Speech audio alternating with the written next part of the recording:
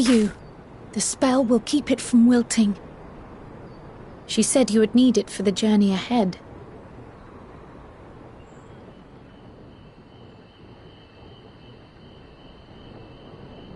Will you speak with her now? I cannot hope to match Minfilia's clarity, of course, but...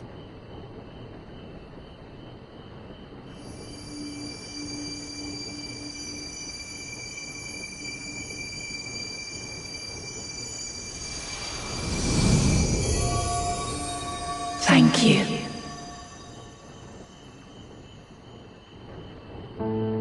Do not worry. She has lent me her body for only a moment. Just as I could not save the first from the flood of light, it has become arduous for me to interact with the physical world without assistance. Though I might converse with you for a time, the incorporeal form I assumed on the ship would be incapable of casting even the simplest enchantment. It is in the depths of the ethereal sea, the place to which all life returns, where my influence is greatest.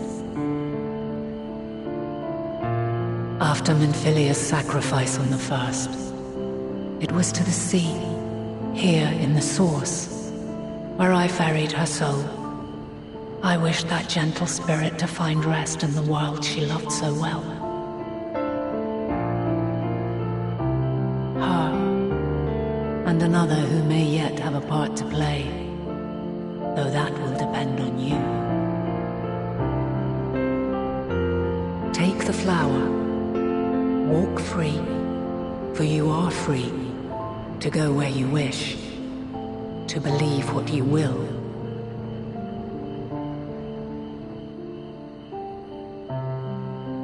That gloom will be your guide, test and proof of your conviction. In darkness, seek joy, surrender not to sadness, and see beyond despair. Walk free and bear the light for others to follow. Together, raise it aloft and let it shine, till the end, blinding and radiant.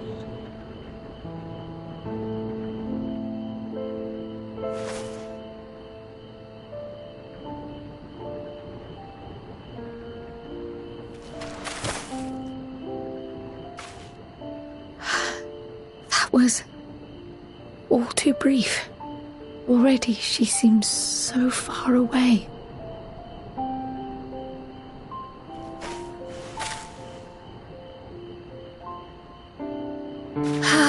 My apologies if I startled you. Ever since we began our descent into Labyrinthos, I had sensed another's will, straining to reach out.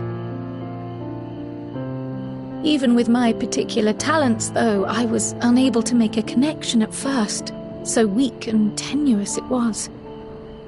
Once I took hold of that wispy thread, imagine my surprise to discover it was Heidelin herself. Needless to say, it seemed wise to learn what we could before letting go.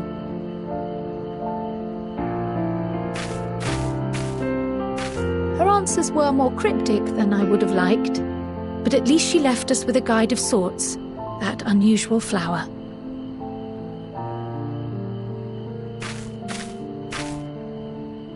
Yes, we are definitely making progress.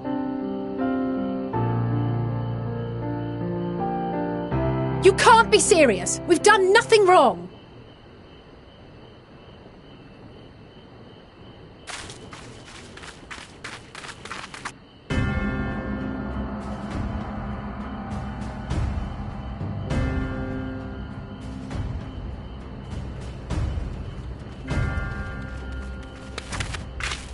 Master Fortuno?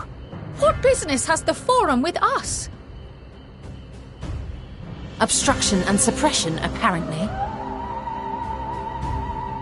Mistress Baldessian, our records show you facilitated the Scions' entrance into Sharlayan by claiming them as assistants for your organization. We are aware of your investigations. After alerting the major institutions to the presence of potential troublemakers, we received word from an Archean custodian. A group operating under the auspices of the students, skulking about Labyrinthos and engaging in clandestine behavior. Clandestine? We may not have entered Sharlayan as scions, but we did naught to conceal our identities. Our only purpose in this city is to seek the truth. I can think of no reason why our actions should warrant the Forum's intervention. 'Tis not our way to discourage the pursuit of knowledge, but the timing of such pursuits must be considered, not to mention their potential impact. With the world in chaos, we, the true caretakers of wisdom, have committed ourselves to an undertaking that demands the utmost discretion. And we will not risk its success by turning a blind eye to disruptive foreign elements in our midst.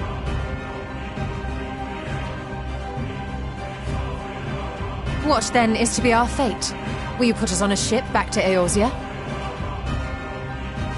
The Forum will convene to examine your case. The results of said inquiry will determine your future in this city. As for your absent companion, he has already been detained. Graha! But why? Is reading a crime now, too? Reading is encouraged, celebrated even. Not, however, of the volumes shelved in the restricted section of the library.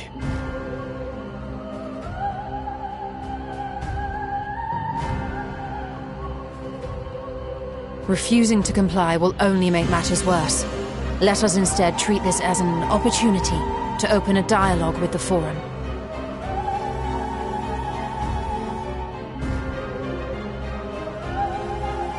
Silence is often one's best defense. I would advise against prolonging the proceedings with frivolous discourse.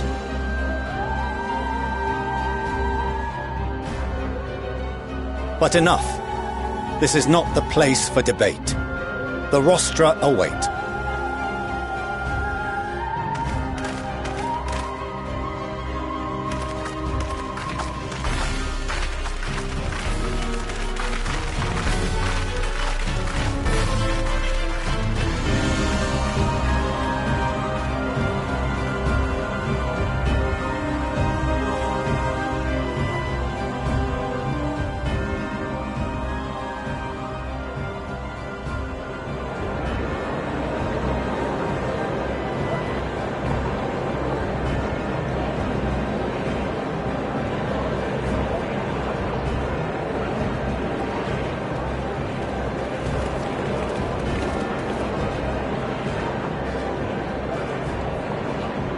Forgive me. I was careless. We would have been detained regardless. This way, at least, we managed to stay together. I trust your time within the Forbidden Archives was well spent.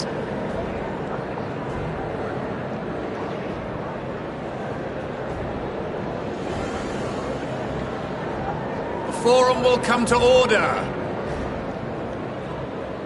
This inquiry is now in session. As Speaker-elect, I will be presiding over the day's proceedings.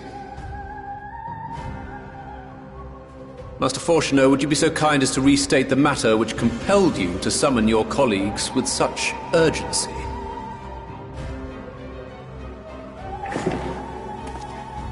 As you are all aware, we recently denied Eorzea's request for Sharlayan assistance. Since then, certain individuals dissatisfied with our decision have taken it upon themselves to interfere with our work. They entered our nation masquerading as associates of the students of Baldessian. But these malcontents are better known as the Scions of the Seventh Dawn. These militants wield influence with both the Eorzean and Eastern alliances. and are inextricably involved with the crises presently afflicting the world at large. Loose in our city, these warmongers sought to meddle with and expose matters of state secret. What are they, if not a dire threat to be expelled?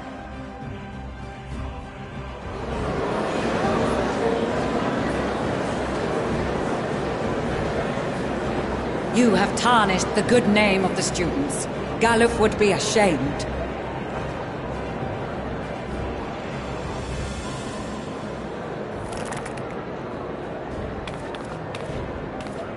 Galuf Baldessian was never one to forsake his fellow man.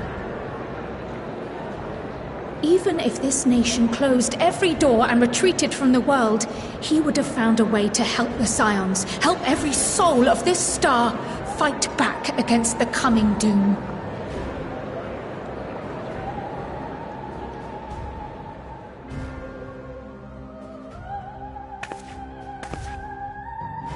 A terrible enemy stands poised to lay waste to all we hold dear. In the face of such madness, Eorzea reached out to Sharlayan, a respected ally, in the hopes of forming a united front. Was your curt dismissal truly the best you could offer? Or are you so preoccupied with your momentous duty of an age long past that even the end of the world is unworthy of your attention?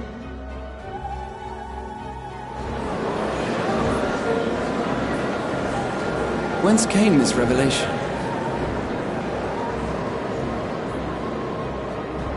From the mouth of a Forum member within fortuitous earshot. Then it seems your findings support my own.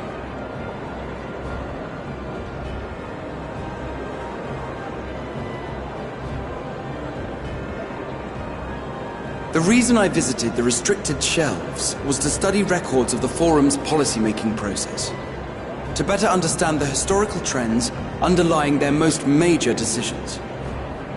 At first glance, the positions of neutrality in war and the accumulation of knowledge above all else appear constant and consistent, the unchanging pillars of Sharlayan society. And once upon a time, I might have left it at that.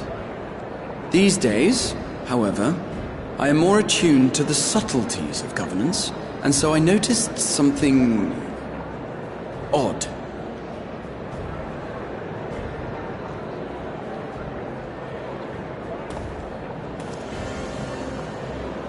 From a particular point in time, the purpose of these policies shifted.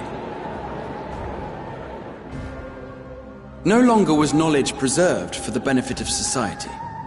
Rather, society was to be gradually reshaped to ensure the preservation of knowledge.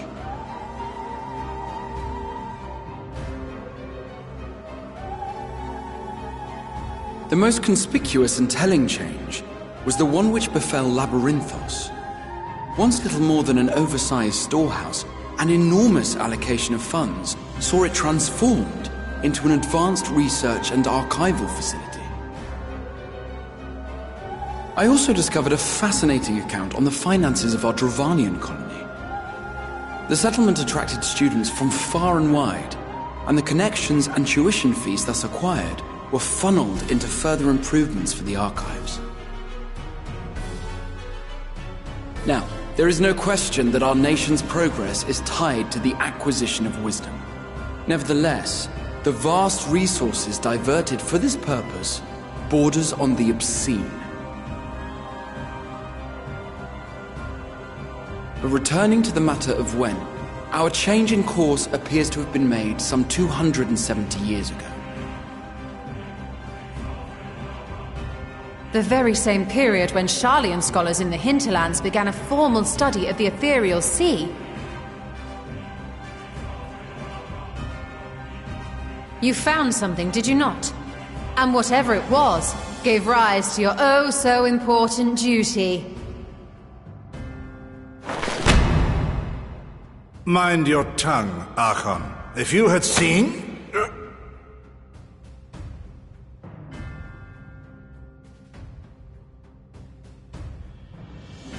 Yes, we are bound by a duty we cannot ignore.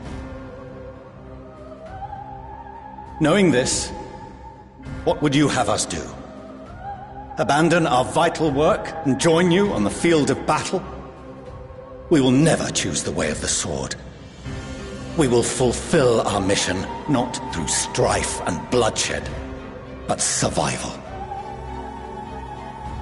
Come what may, we shall live on. We must. Do as you must, then. But we Scions will fight until the heavens fall, until our last breath.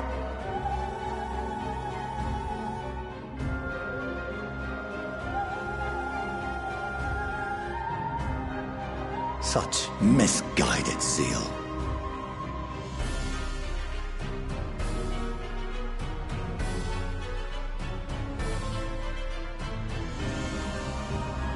Father, Master Fortuno, I fail to understand the stance you have elected to take. But by the same token, I have yet to find a compelling argument to counter the challenge you put to us in Gridania. Still, in the midst of my uncertainty,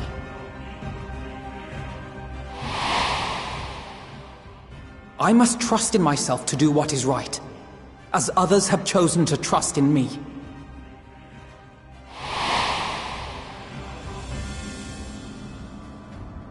So I will continue, as I always have, weighing the consequences of my every action, and allowing my hope for the future to inform my decisions. That's quite enough.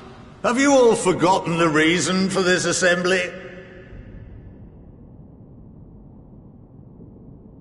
Skolok Monteshane. He's the head of the Studium and an old friend of my grandfather's. Honestly, every discussion devolves into some interminable debate. Terrible habit. Let's return to the topic at hand, By their own admission, these Scions have resolved to fight alongside the Eorzean nations against the doom which swift approaches.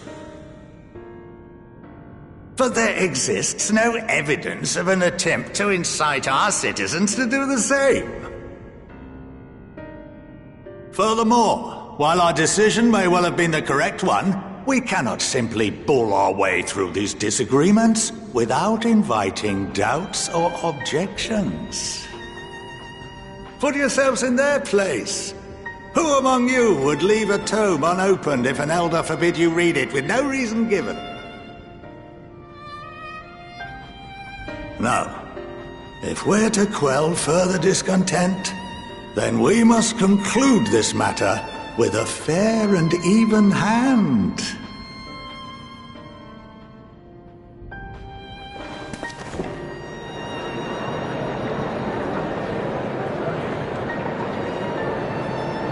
Order! We will have order! Master Monteshane raises some valid points. Keeping such concerns in mind, I propose we enforce the following measures. Until further notice, the students of Baldesion are to cease any and all activities within the domain of Sharlayan. You will also refrain from any further investigation into the Forum's decisions and duties.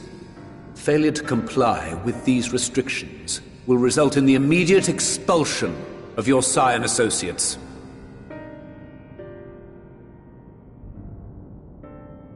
Let us put this judgment to a vote. All in favor, raise your hand.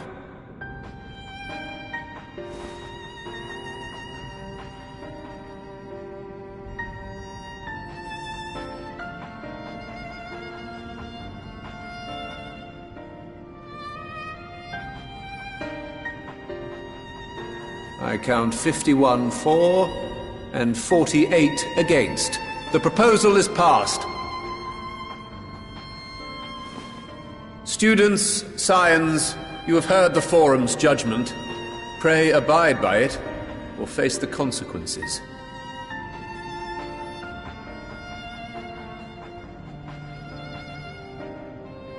Honored members, I thank you for your time. This inquiry is concluded.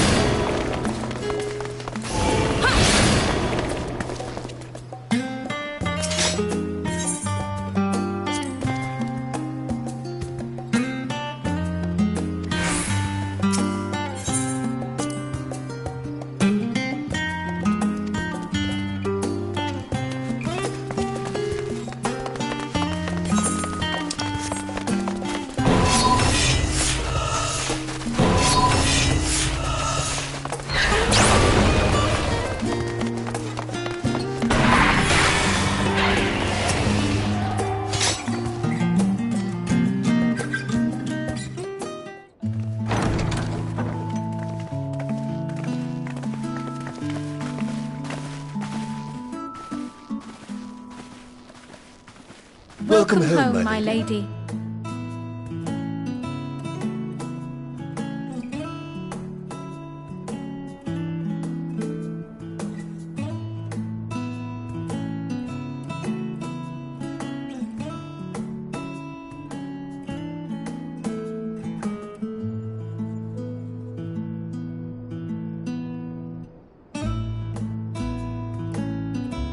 What? What are you gawping at?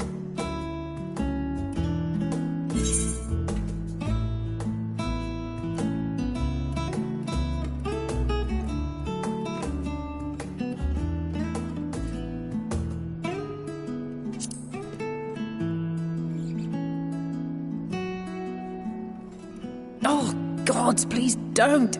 It makes me feel like a spoiled princess.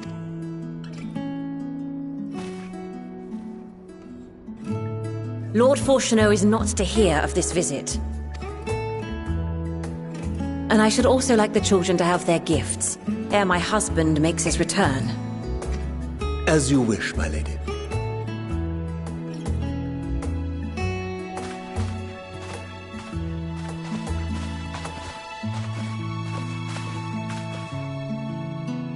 Master Alphino, Mistress Alice, if you'd accompany me upstairs.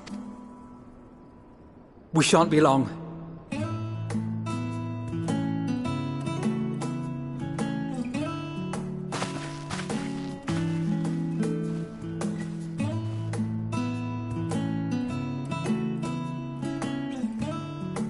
The twins have been sending letters home from time to time, recounting their latest adventures. I am sure they withhold certain details, of course, if only to keep me from worrying. Yet a mother worries all the same. In the early days especially, I tried to support them as best I could, sending the Scion's coin and other such donations. Fortunately, they have found the strength to overcome adversity time and time again. Their words grow more confident with every letter, their depictions more vivid. The triumphs and defeats, the joys and sorrows. 'Tis clear that they have come to find value in every experience. But of those they treasure most, it would seem that meeting you might be the most impactful. Why, since that fateful day, I do believe there has not been a single missive in which you were not mentioned by name.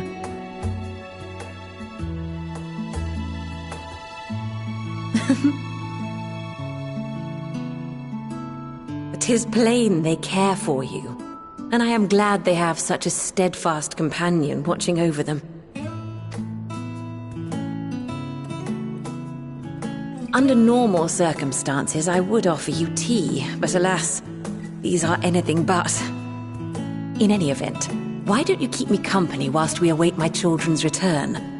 Perhaps you might regale me with a tale or two of your exploits.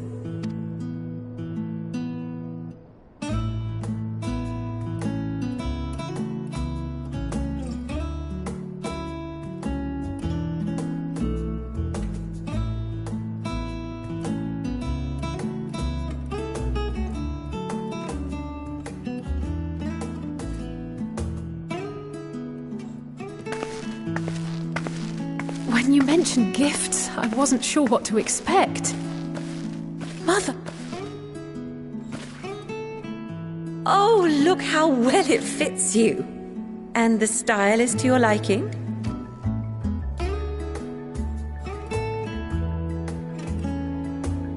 It's perfect. Exactly what I would have chosen. But please, tell me you had something different made for Alphino. Naturally. You are hardly little children anymore. And while I shall miss dressing you in those precious matching outfits, I must respect the individuals you have grown to become. See for yourself.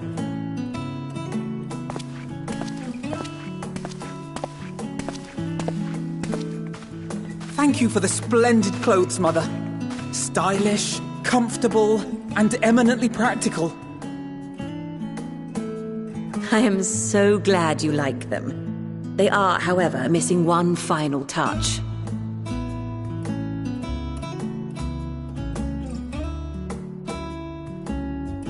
If you'd allow me, Master Alphino.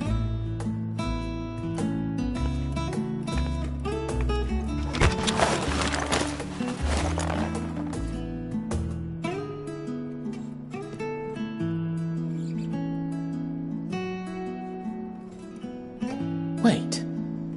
Are these... A sage's tools of the trade. They belonged to your father.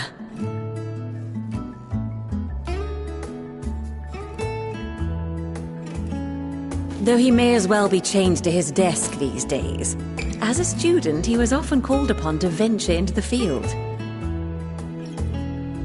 He wielded those armaments, both to heal and to harm in no few battles.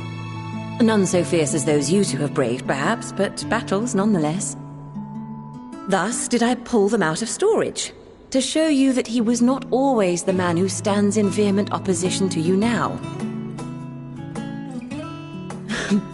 And also because it would be a terrible waste of ridiculously expensive House Leveilleur commissioned artistry.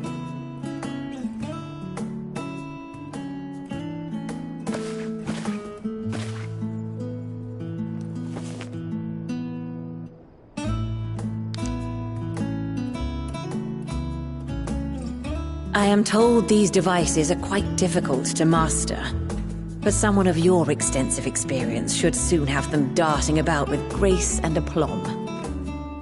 May the wisdom in that crystal serve you well.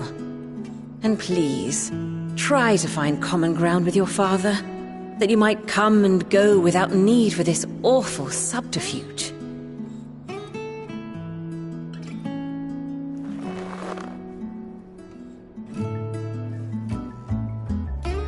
We will, Mother. I promise. My final gifts to you, before you run off, are an observation and a suggestion. Firstly, Fortunato has ever been a serious man, but it was only after you were born that he truly lost himself in his work. I may not know the Forum's inner workings, but I know your father's. The timing of that change in him holds some significance. Secondly, do not seek to best your father with words.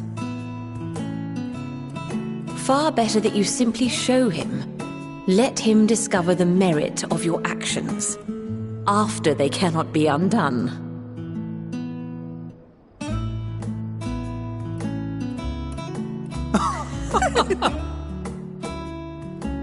Oh, Mother. We shall take your wisdom to heart. Thank you again for these gifts, and farewell for now. Safe travels, my children. Eat well, stay warm, and keep your friends close.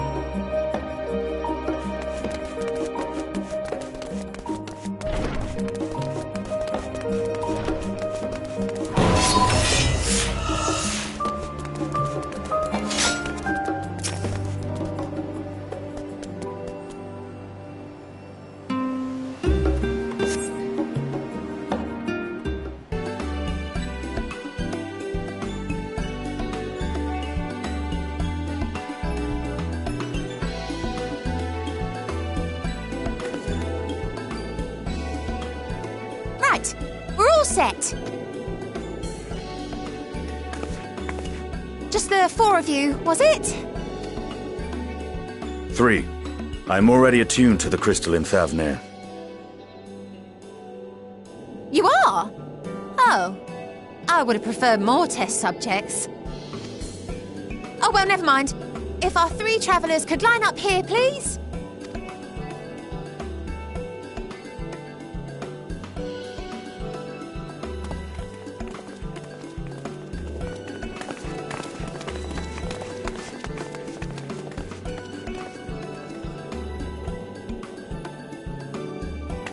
Yes, right there is fine. Take a deep breath, and I'll soon have you soaring through the ether.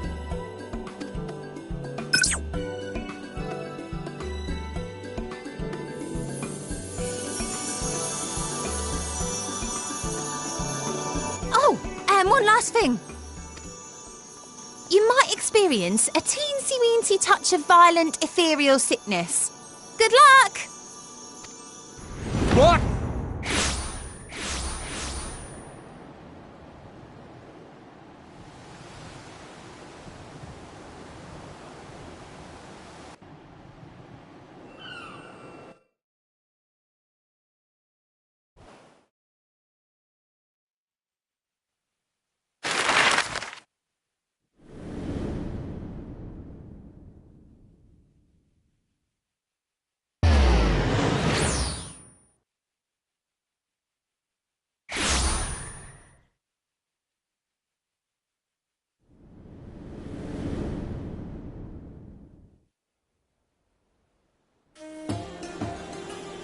Thavnir, home to city-state Rads at Han.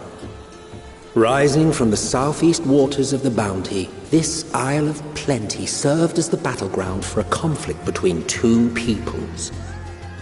Their cultures bled into one another until a unique amalgamation was distilled from the chaos, in a process not unlike their precious alchemy.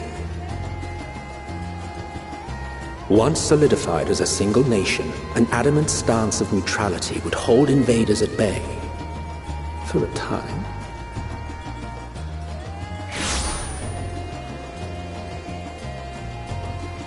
Now across this vibrant isle creeps a fog of malice.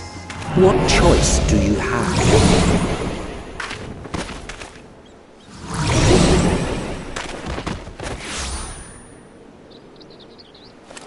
What chance?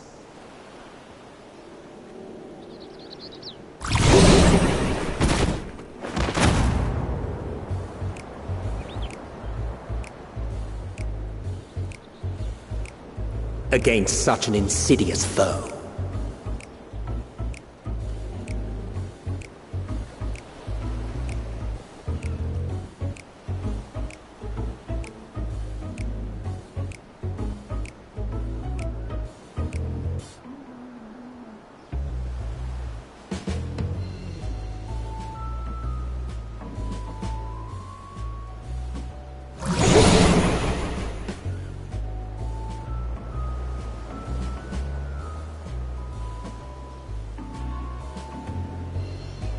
Seen fairer faces after a bout of bad shellfish.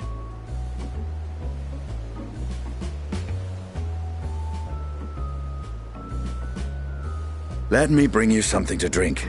That should help settle your bellies.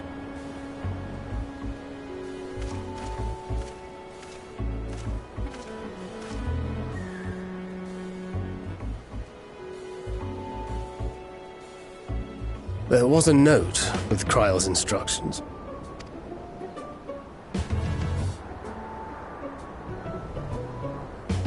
Don't let Estinian roam the markets alone. He's alarmingly bad with coin.